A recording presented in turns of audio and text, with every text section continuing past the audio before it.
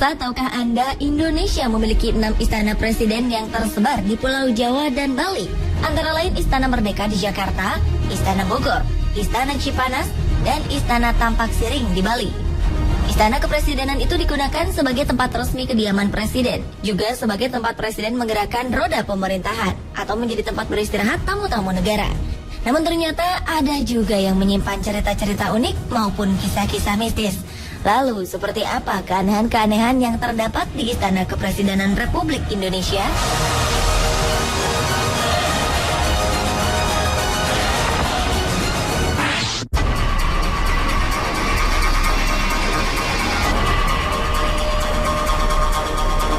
Demi penghematan uang negara, dahulu Presiden Gus Dur memutuskan tinggal di Istana Merdeka.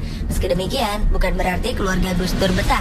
Mereka mengaku banyak diganggu makhluk halus di istana peninggalan zaman kolonial itu.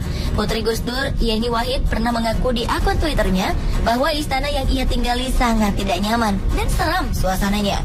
Bahkan sang adik Inayah Wahid sering diganggu oleh makhluk halus. Kejadian menyeramkan ternyata tidak hanya dialami keluarga Gus Dur. Sejumlah pegawai istana juga kerap mengalaminya. Bahkan saking takutnya, untuk membersihkan lantai 4 dan 5 di Wisma Negara saja tidak ada yang berani. Karena takut dengan penunggu di sana yang tidak kasat mata.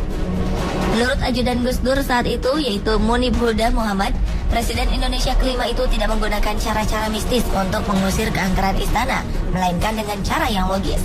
Gus Dur membuka Istana Merdeka bagi masyarakat, sehingga di era Gus Dur, Istana Merdeka ramai dan tidak angker lagi.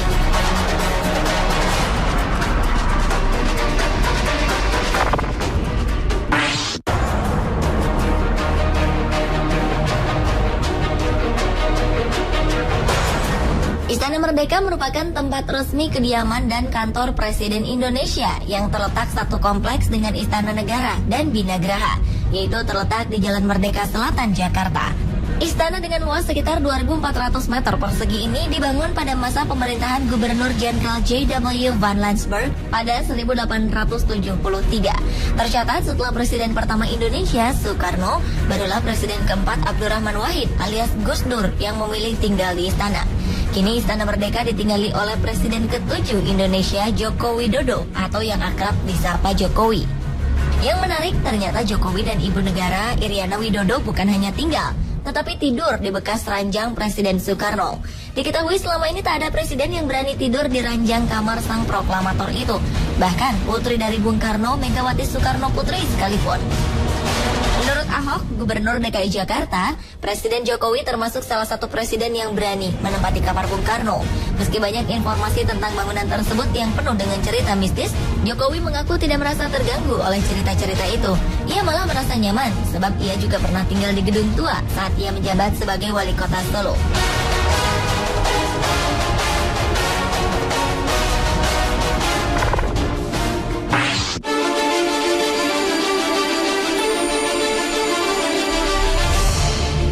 Sebagai pusat kegiatan pemerintahan negara, saat ini Istana Negara menjadi tempat penyelenggaraan acara-acara yang bersifat kenegaraan, antara lain pelantikan pejabat-pejabat tinggi negara hingga jamuan kenegaraan. Namun ternyata ada sebuah kisah di balik salah satu acara pelantikan resmi di Istana Negara tersebut, tepatnya saat pengangkatan Albert Hasibuan sebagai anggota Dewan Pertimbangan Presiden untuk bidang hak asasi manusia pada awal tahun 2012 lalu oleh Presiden Indonesia ke-6 Susilo Bambang Yudhoyono. Usai pelantikan, meja marmer yang dipakai sebagai tempat penandatanganan tiba-tiba pecah dan hancur berkeping-keping seperti habis dipukul dengan benda keras. Peristiwa itu terjadi ketika pasukan pengamanan presiden atau Pas Pampres hendak memindahkan meja marmer setebal 2 cm tersebut. Walau sempat terkejut, acara pelantikan tak terganggu sama sekali. Diketahui alas marmer tersebut terlepas dari meja besi kerangkanya. Namun ternyata ada juga yang mengaitkannya dengan hal-hal metafisika, yang konon pecahnya meja tersebut merupakan teguran dari si penunggu meja marmer bagi sang presiden kala itu.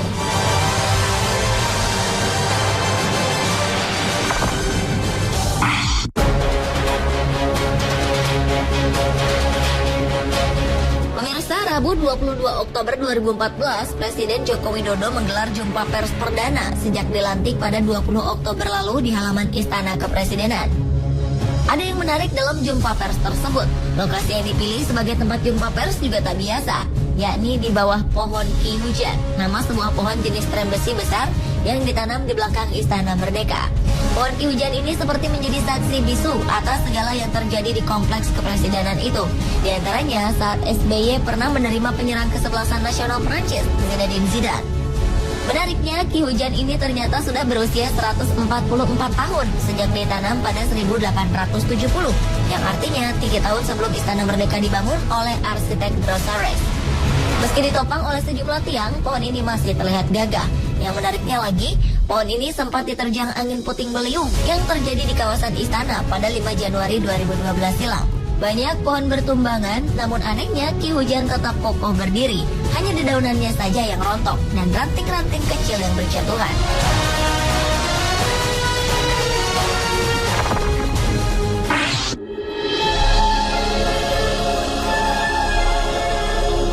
Istana Bogor merupakan salah satu dari 6 istana Presiden Republik Indonesia yang mempunyai keunikan tersendiri dikarenakan aspek historis, kebudayaan, dan faunanya. Namun di balik keunikan itu ternyata ada kisah misteri yang beredar di kalangan masyarakat tentang salah satu patung yang ada di istana yang dibangun pada tahun 1744 itu. Konon beredar kisah tentang seorang peserta pendaftaran yang berkunjung ke Istana Bogor dan melakukan hal usil ke salah satu patung perunggu berwujud wanita tanpa busana. Dengan sengaja ia meletakkan bulu-bulu wol, rontokan dari karpet di bagian terlarang tersebut. Esok hari ia terkejut karena bulu-bulu serupa ada di kantung celananya. Dan ketika makan, ia pun tersedak tanpa sebab, namun yang keluar dari tenggorokannya adalah bulu-bulu karpet tersebut. Kabarnya almarhumah mantan ibu negara, Hartini Soekarno pun sempat mengiyahkan bahwa di Istana Bogor terdapat makhluk astral penunggunya. Konon, ia pernah melihat seorang tamu yang tak kasat mata saat memasuki ruangan presiden di istana tersebut.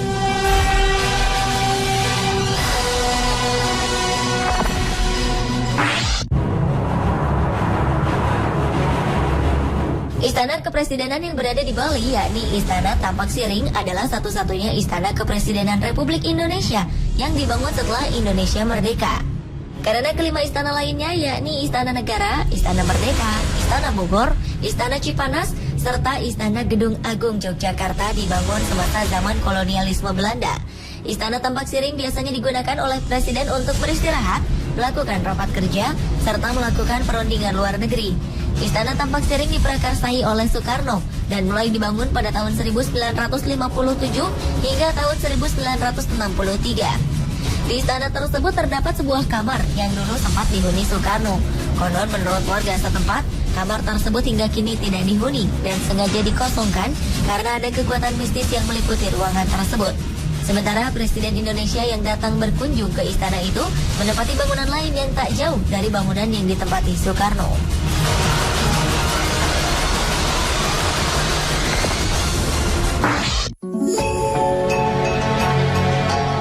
Istana Gedung Agung merupakan salah satu dari 6 istana kepresidenan Republik Indonesia. Istana ini terletak di pusat kota Yogyakarta, tepatnya di ujung Jalan Malioboro.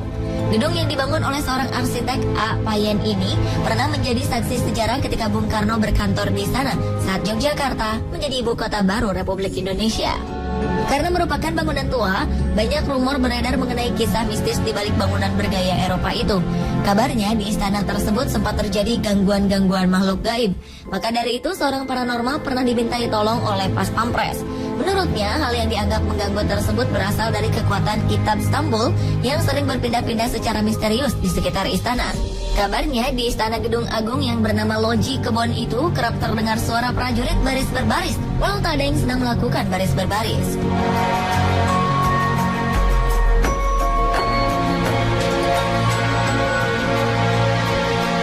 Pemirsa, itulah 7 peristiwa aneh yang pernah terjadi di Istana Kepresidenan Indonesia versi on the spot.